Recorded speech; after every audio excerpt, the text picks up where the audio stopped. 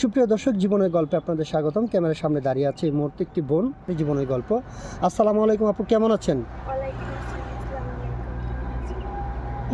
একটু সালাম ভাইয়া, ভালো আছি। আপনি কেমন আছেন বলো? এই তো আলহামদুলিল্লাহ ভালো আছি। আপনার নাম কি? আপনি কোথা থেকে এসেছেন? আপনার নাম রূপা, আপনি কুষ্টিয়া থেকে এসেছেন। আচ্ছা ঠিক আছে। আপনার বয়স কত? 20 বছর বয়স। বিয়ে শাদী হয়েছে? বিয়ে শাদী হয়নি, কি জন্য হয়নি? যৌতুকের কারণে। আপনার ফ্যামিলিতে কে কে আছেন? আপনার ফ্যামিলিতে কেউ নেই, শুধু একজন দাদি আছে বৃদ্ধ। আপনি একটু জুড়ে কথা বললেন, ঠিক আছে? আপনার কথাগুলো অডিয়েন্স অথবা যারা ভিডিওটা দেখছে তারা শুনতে পাচ্ছে না। হ্যাঁ আচ্ছা ঠিক আছে। আপনার ফ্যামিলিতে যেহেতু দাদি আছে, তো আপনার বাবা মা কি হয়েছেন?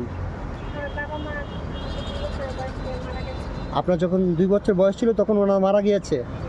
আচ্ছা ঠিক আছে। তারপর থেকে আপনি দাদির কাছে থাকেন, উনি আপনাকে যৌতুকের টাকার জন্য বিয়ে দিতে পারছে না।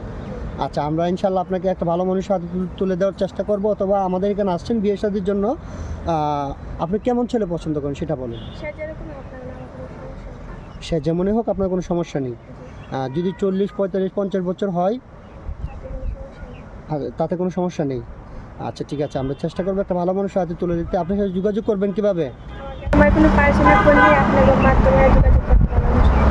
আপনার পার্সোনাল কোনো ফোন নেই? আপনার সাথে যোগাযোগ করতে হলে আমাদের মাধ্যমে যোগাযোগ করতে হবে। আচ্ছা ঠিক আছে। সুপ্রিয় দর্শক, আমরা ওনার সাথে অফ ক্যামেরাতে কথা বলেছিলাম। ওনার আর্থিক অবস্থা খুবই খারাপ, ফোন কেনার মতো সামর্থ্য নেই। এই মুহূর্তে যে নাম্বারটি দেখতে পাচ্ছেন, এই নাম্বারটি হচ্ছে আমাদের ইউটিউব চ্যানেল কর্তৃপক্ষের নাম্বার।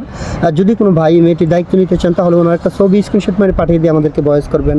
আমাদের প্রতিনিধিরা আপনার সাথে যোগাযোগ করবে। কেউ অযথা অডিও কল, ভিডিও কল দিয়ে বিরক্ত করবেন না, তাহলে আমরা ব্লক করতে বাধ্য হবো।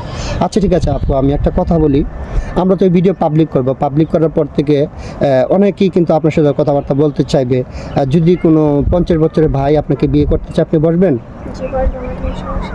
আচ্ছা ঠিক আছে, আমি আপনাকে বলি, আপনার কেমন ছেলে পছন্দ আপনি আবার একটু বলেন আমাকে। আচ্ছা, যদি কোনো বিবাহিত ভাই বিয়ে করতে চায় তাতেও কোনো সমস্যা নেই। আচ্ছা ঠিক আছে, আমরা চেষ্টা করবো একটা ভালো মানুষের সাথে দিতে।